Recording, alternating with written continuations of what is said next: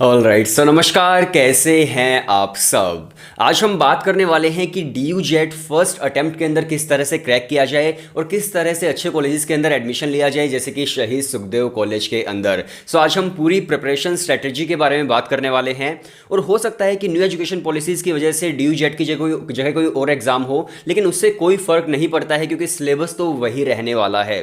सो आज मैं आपको नहीं बताऊंगा कि किस तरह से आपको एग्जाम क्रैक करना है, बल्कि आपको बताएंगे सौरभ कोठारी भाई, जिन्होंने already D U jet crack किया है अपने फर्स्ट एंट्रेंस में, फर्स्ट अटेम्प्ट में, और उसके बाद शहीद सुखदेव में उन्होंने पढ़ाई करी। अब देखिए, डी यू जेट क्रैक करना अलग बात है, उससे तो आपको कोई भी कॉलेज मिल सकता है, लेकिन इतने अच्छे से क्रैक करना कि आपको शहीद सुखदेव कॉलेज मिल जाए, वो एक अलग चीज़ है। आई होप आप समझ पा रहे हैं। सो सौरभ कोठारी भाई आपको बताएंगे कि किस तरह से एंट्रेंस क्लियर करना है, और उनके साथ साथ वो शहीद सुखदेव के एल्यूमिनाई तो है ही साथ वो 7 टाइम्स आईआईएम कॉल होल्डर हैं। इसके अलावा वो एक बहुत बड़ी आईआईएम टीचिंग कंपनी रन करते हैं जिसका नाम है स्टडी बज़। आई होप जितने भी एमबीए के स्टूडेंट हैं, एमबीए के एस्पायरिंग स्टूडेंट्स हैं, उनको पता होगा। सो मिलिए सौरभ कोठारी भाई से। नमस्कार, कैसे हैं आप सब।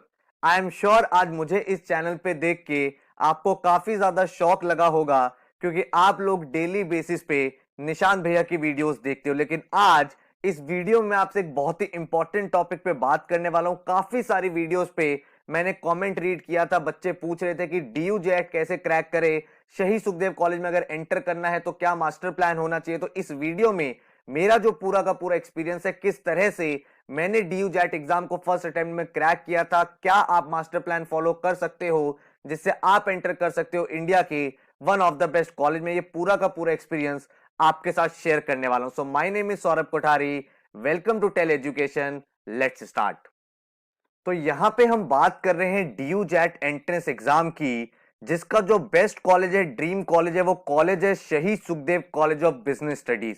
जब मैंने अपने टाइम पे डी यू जेट की प्रिपरेशन की थी और पहले अटेम्प्ट में इस एग्जाम को क्रैक किया था, तो मैंने क्या क्या चीज को फॉलो किया था, मैं आपके साथ वो सारी चीज शेयर करना चाहता हूं, सो दैट आप भी उन चीजों से कुछ बेनिफिट ले पाओ एंड आपकी प्रिपरेशन में ये सारी की सारी चीज हेल्पफुल हो। ठीक है, तो the objective of today session is how I crack D U jet exam in the very first attempt. ठीक है, तो अब यार एक चीज समझो कि हम एग्जाम कौन सा क्रैक कर रहे हैं, उससे भी ज्यादा इंपॉर्टेंट है कि हम ये एग्जाम क्यों क्रैक करना चाहते हैं। तो इस चीज को अगर मैं अंडरस्टैंड करूं, तो शहीद सुखदेव कॉलेज ग्रेजुएशन का कॉमर्स में one of the best college बन जाता है। क्यों?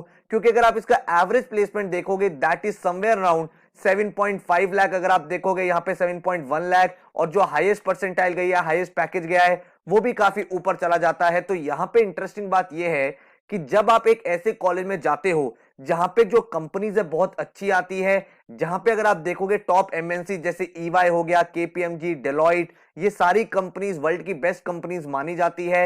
एंड हर साल इस कॉलेज की परफॉर्मेंस बेटर हो रही है। अगर आप ध्यान से देखोगे, 7-8 लाख का पैकेज काफी सारे एमबीए कॉलेजेस का पैकेज होता है, और आपको ग्रेजुएशन के बाद ऐसी कंपनीज ऐसा पैकेज मिल जाता है, तभी ये कॉलेज बन जाता है ड्रीम कॉलेज। लेकिन इस कॉलेज में जाने के लिए, क्योंकि काफी सारा बच्चा एस्पायर करता है, आप भी काफी सारे ड्रीम्स के साथ इस कॉलेज में अप्लाई करोगे, तो बहुत इंपॉर्टेंट है जब हम अपनी प्रिपरेशन कर रहे हो तो सारी की सारी चीजों को बहुत ध्यान से देखे समझे, ताकि पहले अटेम्प्ट में या फिर अगर आप सेकंड अटेम्प्ट इस साल देने वाले हो, तो उस अटेम्प्ट में आप इस एग्जाम को काफी अच्छी रैंक के साथ क्लियर कर पाओ। तो सबसे पहले अगर हम एग्जाम पैटर्न को समझें, तो हमारा भाई लास्ट ईयर 2 आवर्स का एग्जाम हुआ करता था, जो आपका 400 मार्क्स का था। मतलब टोटल आपके सामने 100 क्वेश्चंस आप यहां पे देख सकते हो। 25 क्वेश्चंस आपके क्वांट्स के, 25 क्वेश्चन आपके रीजनिंग के, 25 क्वेश्चन हमें वर्बल के मिलेंगे, एंड 25 क्वेश्चन हमें जनरल अवेयरनेस के मिलेंगे। अब यहां पे ना +4 होता है हर करेक्ट आंसर का, और -1 हो जाता है नेगेटिव मार्किंग का। तो नेगेटिव मार्किंग भी यहां पे रहती है,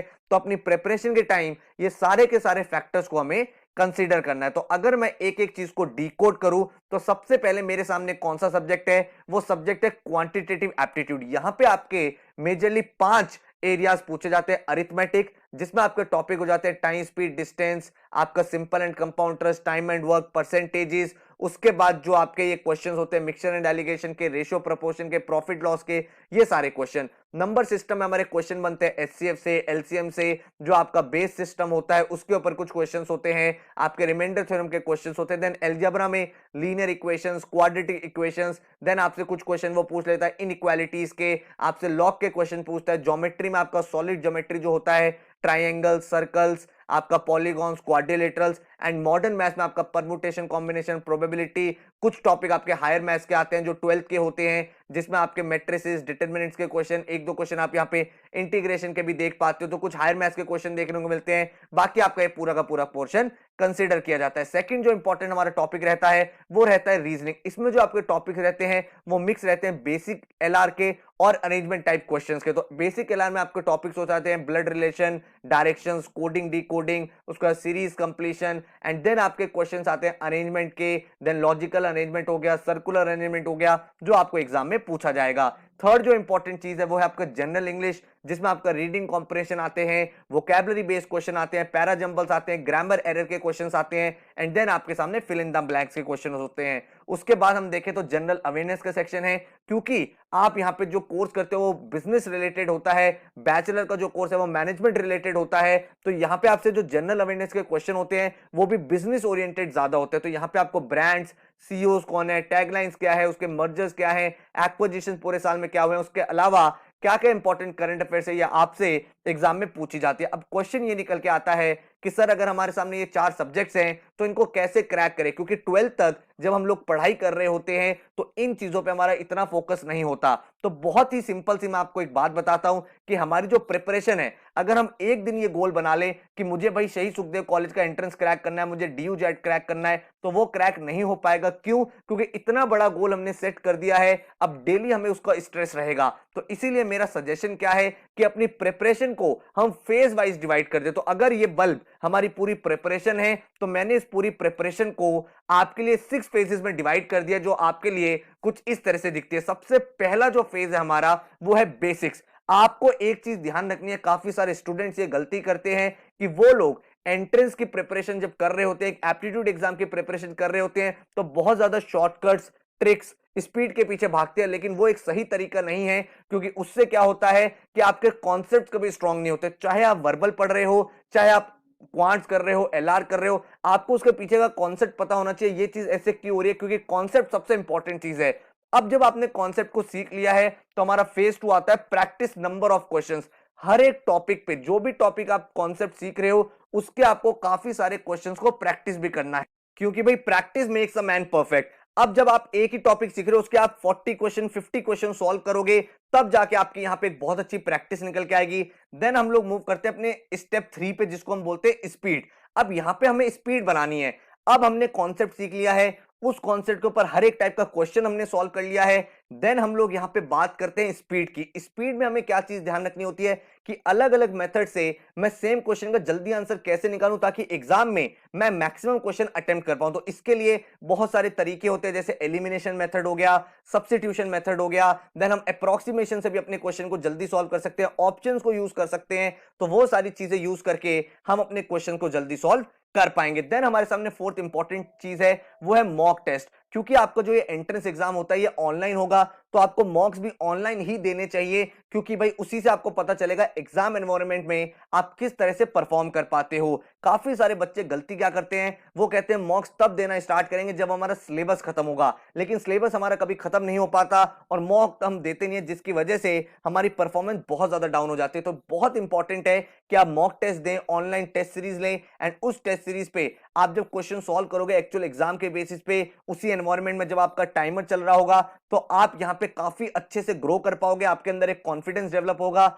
जिससे आप यहां पे बेटर परफॉर्म कर पाओगे। देन हमारा स्टेप 5 आता है एनालिसिस पार्ट। एनालिसिस में हमें क्या चीज करनी होती है कि मॉक जब हमने दिया है उसके बाद हमें एनालाइज करना है। देखो जो एंट्रेंस एग्जाम होता है उसमें 100 में से 100 क्वेश्चंस आपको नहीं करने होते, आपको 50 to 60% पेपर करना होता है, लेकिन सही करना होता है। तो एनालिसिस में हमें यह देखना है कि क्या चीज हमने सही करी, क्या चीज हमसे गलत हुई, क्या कोई ऐसी चीज थी जो बेटर हो सकती थी, ये वाला सेक्शन में मैंने कितना टाइम दिया, क्योंकि आपके पास टाइम लिमिटेड है। अब उस टाइम को आप हर एक सेक्शन में कैसे डिवाइड कर रहे हो, यही तो स्ट्रैटेजी है। इसी तरह से तो आप मॉक एग्जाम क्लियर कर पाओगे। तो जब आप मॉक दे रहे हो और फिर उसके बाद जब उसको आप एनालाइज कर रहे हो, तो आप समझ पा रहे हो यार मेरा एलआर पोर्शन स्ट्रांग है, मुझे क्वांट्स में इन पर्टिकुलर टॉपिक्स पे मेहनत करनी है, जीके में मैं स्टार्ट कर सकता हूं, या फिर मैं ये वाला सेक्शन लास्ट में करूंगा ताकि मेरा जो टाइम है वो पूरा का पूरा सेव हो जाए। तो ये सारी स्ट्रैटेजीज जब आप नंबर ऑफ मॉक्स दोगे 5 पेपर 7 पेपर, तब जाके आपकी अंडरस्टैंडिंग बन पाएगी। और नंबर 6 है जो मैं आप सबको सजेस्ट करूंगा कि आप हैबिट बनाओ न्यूज़पेपर रीडिंग। आप कोई भी न्यूज़पेपर रीड कर सकते हैं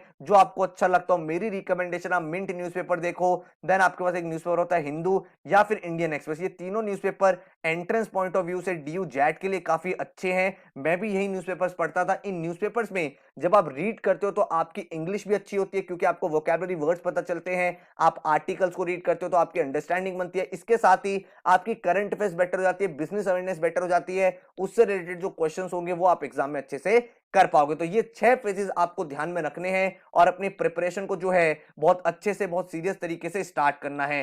तो ये मेरी तरफ से आपके लिए कुछ सजेशन थे, कुछ टिप्स थे।